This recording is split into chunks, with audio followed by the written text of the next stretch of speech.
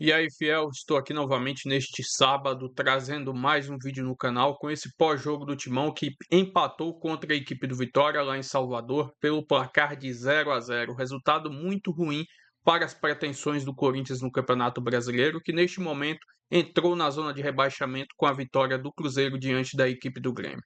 Enfim, estou trazendo esse pós-jogo com as análises da partida. Se inscreva no canal. Deixa seu like, se quiserem deixar a opinião de vocês aí nos comentários e vamos com o vídeo. Jogo Vitória e Corinthians, Mendel Bidlovski. A gente tava assistindo, a gente tinha um monitor aqui, estávamos ao vivo.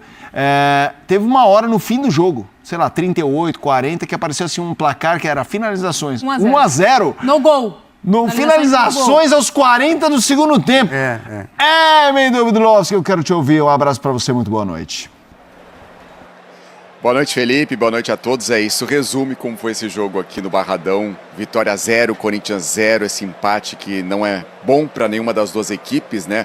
O Corinthians, nesse momento, com a vitória do Cruzeiro contra o Grêmio, vai ficando na zona de rebaixamento do Campeonato Brasileiro e o Vitória pode perder a 10ª colocação do Campeonato Brasileiro com a sequência da rodada.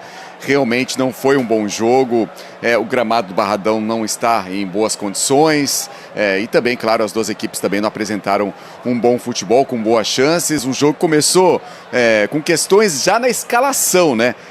Com surpresas aí, né? O Hugo Souza, porque ele foi um dos punidos naquela confusão no clássico contra o Palmeiras, mas o Corinthians conseguiu um efeito suspensivo, então o Hugo Souza foi escalado hoje como titular.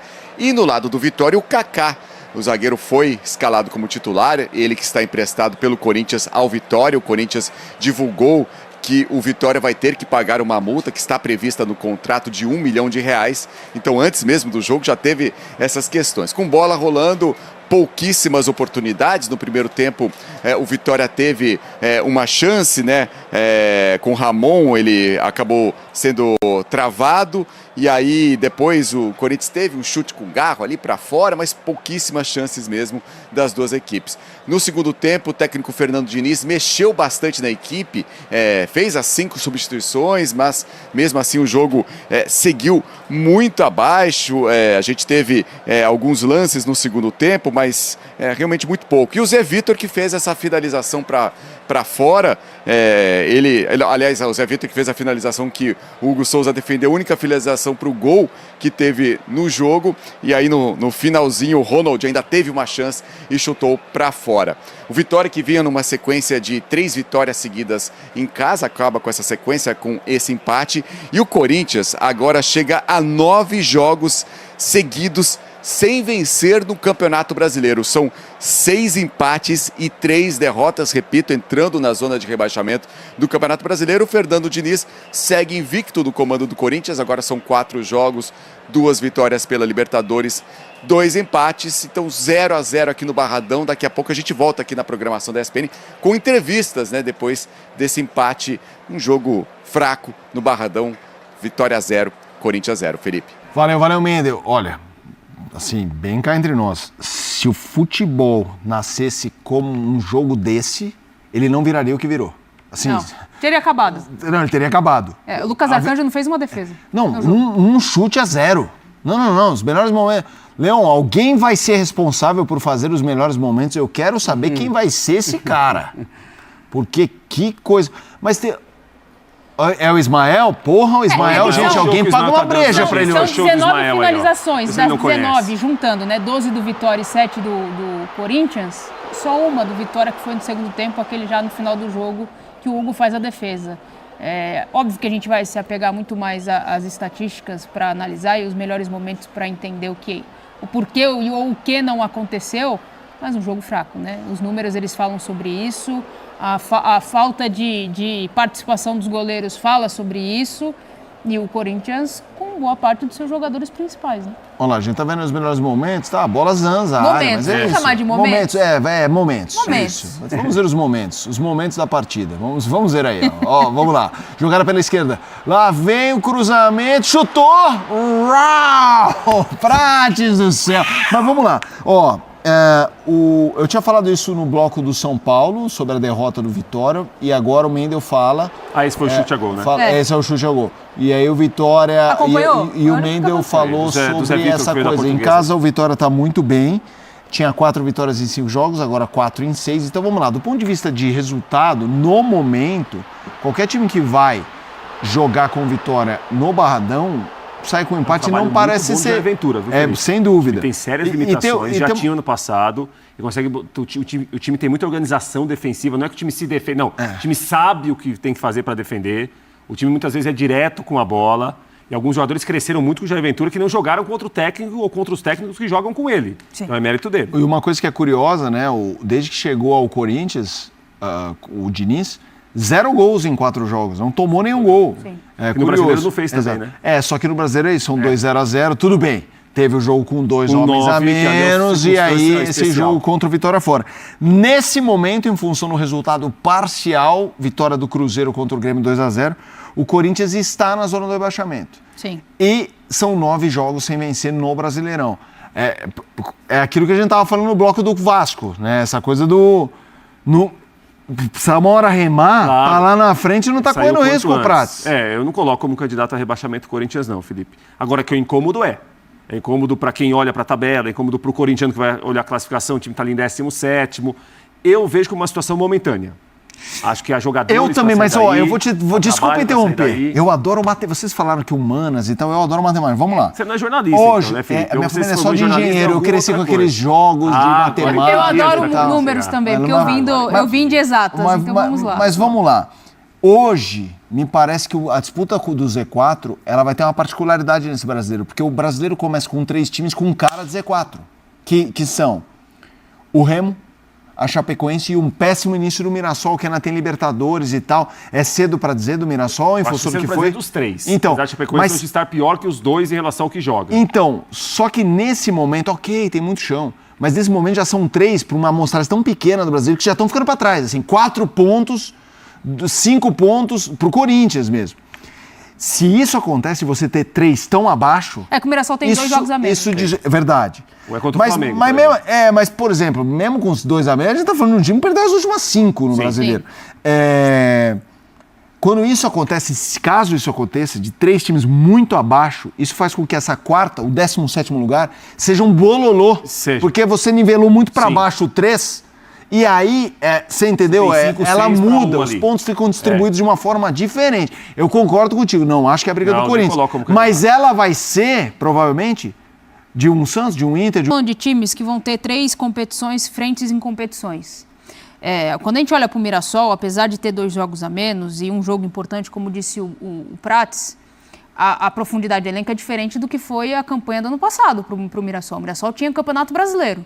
Conseguia descansar seus atletas, recuperar bem, estruturar muito bem, uma semana para treinar, uma semana para descansar, e a coisa ia... Quando você tem que jogar quarta e domingo e você tem que ter profundidade de elenco, a coisa já muda de figura. O Corinthians, ele tem jogadores muito importantes titulares, algumas peças de reposição que conseguem manter o nível, mas não tem uma profundidade tão grande assim. O Corinthians sofre muito com um jogador de velocidade pelo lado. Hoje o Caio César entrou. Importante o jogador, ele foi contratado por empréstimo, é um jogador de muita velocidade pelo lado direito, tem a molecada que está começando a desenvolver o futebol, o André hoje fora suspenso. Então, assim, eu não consigo duvidar de ninguém. Os times oscilam demais, o Grêmio está perdendo hoje. Se os times lá de baixo conseguirem pontuar, já baixa mais de novo. E a pressão para time... O Silas está aqui, talvez ele até fale melhor isso. Quanto mais você olha para a parte de baixo da tabela, vai ficando pesado, né, Silas? E o Corinthians tem um detalhe. O Corinthians tem o Vasco da Gama em casa, o Vasco que vem de uma vitória. Pô, Diniz versus Vasco, hein? Depois o Corinthians vai a Mirassol, falando brasileiro, Série A. Tá, a sequência. Pega um time que não está bem, mas é o Mirassol dentro da sua casa. Sim. Mirassol dentro da sua casa. Vai ficar com 6 pontos até o final, depois tem o clássico, São Paulo. Depois tem o clássico contra o São Paulo. Isso, por um lado... E depois o Botafogo no Rio. É negativo para o Corinthians essa tabela. O que é positivo para o Corinthians? A gente pode fazer dar um nosso parecer sobre esses jogos, onde ele pode ganhar, onde ele pode não ganhar, mas quando se trata de Corinthians, isso aí cai tudo por terra, cara. Porque a gente não entende nada do que acontece ali. Quando você acha que não vai dar nada certo, eles dão um jeito. Eu não sei o que acontece. E talvez o exemplo mais claro disso é a Supercopa do Rei lá em Brasília. Não era favorito, teve 15 minutos para estar perdendo de 3-0 para o Flamengo, de repente virou o jogo e não ganhou de sorte por sorte, não. Dominou o jogo contra o time que era o melhor time do Brasil, que vinha de jogar um Mundial, de perder nos pênaltis para o PSG, para o Paris Saint-Germain. Não é que perdeu ali no futebol, não. Então o Corinthians tem essa particularidade. Não dá nunca para... Agora, se é um outro time, você fala chance de rebaixamento é gigante. Estamos na 12ª rodada, 11ª para alguns. Então, assim, não é muito cedo para cravar qualquer coisa. Mas esses 4 jogos... são jogos pesados. São jogos duros. Muito pesados. São jogos duros, claro que sim. Claro que sim.